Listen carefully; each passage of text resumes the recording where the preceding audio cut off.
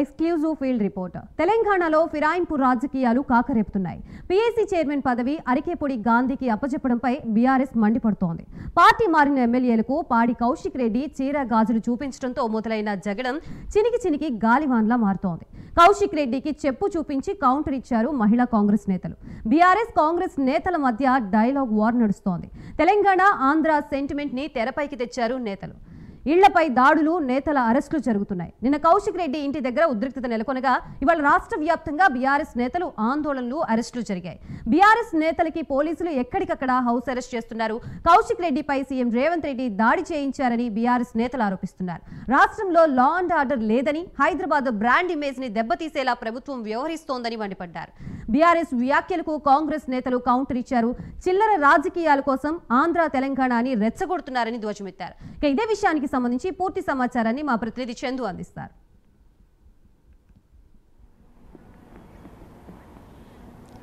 ఉదయం నుంచి కూడా మనం చూస్తున్నాం, అటు ఆరకపూడి గాంధీ ఎమ్మెల్యే ఇంటి వద్ద, అదేవిధంగా షంబీపూర్ రాజు ఇంటి వద్ద మొత్తంగా హైడ్రామా అయితే కనిపిస్తూ ఉంది. ఒకవైపు ఇటు కౌశిక్ రెడ్డి, అటు గాంధీ సవాళ్ళు ప్రసవాళ్ళు కూడా విసురుకుంటున్నారు. నిన్నటి నుంచి కూడా అది పరంపర కొనసాగుతూ వస్తుంది. నిన్న కౌశిక్ రెడ్డి గాంధీ ఇంటికి వెళ్తాను సవాలు విసిరారు, కానీ ఆయన వెళ్ళలేదు. ఆయన పోలీసులు అడ్డుకున్నారు. కానీ గాంధీ మాత్రం నేరుగా కౌశిక్ రెడ్డి ఇంటికి మంది మార్బలంతో వేలారు. ఆయన ఇంటిపై అటాక్ చేశారు, రల్లదాడి చేశారు. ఈ క్రమంలోనే నిన్న మొత్తం పెద్ద ఎత్తున హైడ్రామా నడిచింది. బీఆర్ఎస్ కీలక నేతలంతా కూడా సైబరాబాద్ సిపి ముందుకు వెళ్ళారు. అక్కడ 2 గంటల పాటు ఆందోళన చేశారు. అక్కడి నుంచి వాళ్ళని అరెస్ట్ చేశారు. కేశంపేట, తలకొండపల్లి పోలీస్ స్టేషన్లకు వాళ్ళందరినీ తరలించారు. అక్కడ కూడా బీఆర్ఎస్ శ్రేణులు పెద్ద ఎత్తున ప్రతిఘటించారు. వాళ్ళందరూ కూడా అడ్డుకునే ప్రయత్నం చేశారు. చాలా డ్రామా నడిచింది. కానీ మళ్ళీ ఈరోజు కూడా కౌశిక్ రెడ్డి ఆరకపూడి గాంధీ ఇంటికి వెళ్తానని కూడా సవాల్ విసిరిన నేపథ్యంలోనే ఉదయం నుంచి కూడా పోలీసులు హై అలర్ట్ అయ్యారు. ఆయన అరెస్ట్ చేసేందుకు సిద్ధమయ్యారు. కానీ పోలీసుల కళ్ళుగప్పి ఆయన షంబీపూర్ రాజు ఇంటికి చేరుకున్నారు. మళ్ళీ ఆయన ఇక్కడి నుంచి ఆరకపూడి గాంధీ ఇంటికి బయలుదేరి వెళ్లేందుకు ప్రయత్నం అయితే చేశారు. కానీ పోలీసులు అడ్డుకునే ప్రయత్నం చేసి గృహ నిర్బంధమే చేశారు. మొత్తంగా చూసినట్టయితే ఉదయం నుంచి కూడా అటు గాంధీ ఇంటి వద్ద, అదేవిధంగా షంబీపూర్ రాజు నివాసం వద్ద మాత్రం ఒక హైడ్రామా మాత్రం కనిపించింది. సవాళ్ళు విసురుకున్నారు. ముఖ్యంగా చూసినట్టయితే గాంధీ కూడా ప్రెస్ మీట్ పెట్టారు, మాట్లాడారు. పార్టీలో చాలామంది సీనియర్ శాసనసభ్యులు ఉన్నప్పటికీ కూడా ఒక జూనియర్ శాసనసభ్యుడు సీనియర్ శాసనసభ్యుల ఆరోపణలు చేయడం ఏంటి, ఒక వీధి రౌడీలా కౌశిక్ రెడ్డి వ్యవహరిస్తున్నారని కూడా ఆయన మాట్లాడడం జరిగింది. అదేవిధంగా రెచ్చగొట్టే వ్యాఖ్యలు చేస్తూ ముఖ్యంగా ఆంధ్ర సెంటిమెంట్ను కూడా తీసుకొచ్చే ప్రయత్నం చేస్తున్నాడంటూ కూడా ఆయన మాట ప్రాంతీయ విద్వేషాలను రెచ్చగొట్టే ప్రయత్నం అయితే బీఆర్ఎస్ చేస్తోంది అంటూ కూడా ఆయన కొన్ని వీడియోలు కూడా బయటపెట్టిన పరిస్థితి కనిపించింది.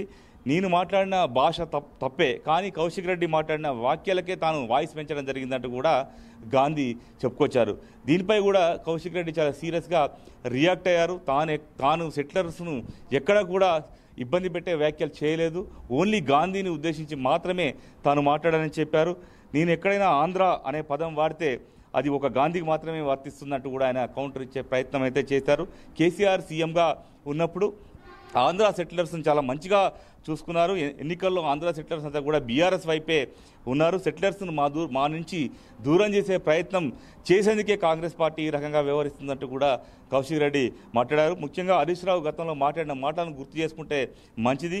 ఎవరు ముందు దాడి చేశారో అది గుర్తుపెట్టుకోవాలంటూ కూడా కౌశిక్ రెడ్డి మాట్లాడారు. మొత్తంగా చూసినట్టయితే ఉదయం నుంచి కూడా అటు గాంధీ, ఇటు కౌశిక్ రెడ్డి ఇద్దరు కూడా ఒకరిపై ఒకరు తీవ్ర స్థాయిలో విమర్శలు చేసుకున్నారు. మరోవైపు హరీష్ రావు కూడా దీనికి తీవ్ర స్థాయిలో మండిపడ్డారు.